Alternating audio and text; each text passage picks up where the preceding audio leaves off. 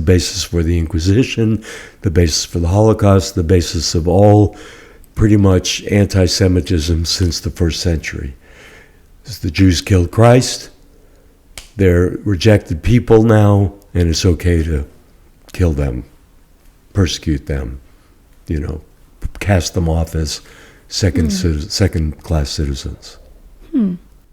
So then, what then happens? I don't know if this veers off a little bit, then bring it back if not. Okay, that's fine. What then happens to the Jewish people if that is the case, that Jewish people did reject Jesus?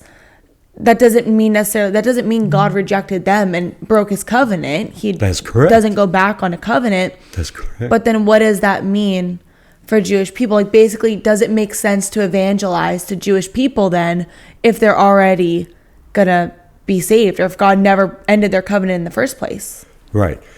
Well, that's a really good question. So, of course, Paul said, has God cast off his people whom he foreknew? May it never be. God forbid, he said. Romans 11, right?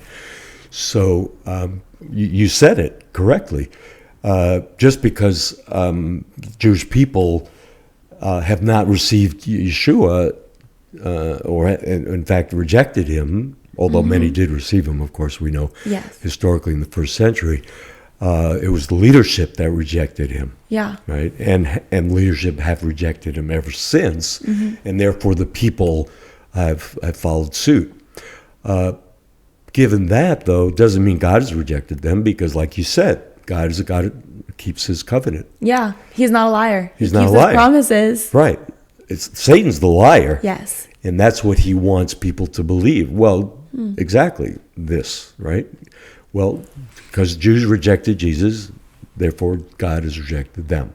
No, he hasn't rejected them. There will still be a place for them at the end. Right. Because even Yeshua in Matthew 23, he wept over Jerusalem, and he said, how I long for you to receive me, but you will not see me again till you say, blessed is he who comes in the name of the Lord, which clearly implies that there is going to be that moment where they do accept him. And they're saved.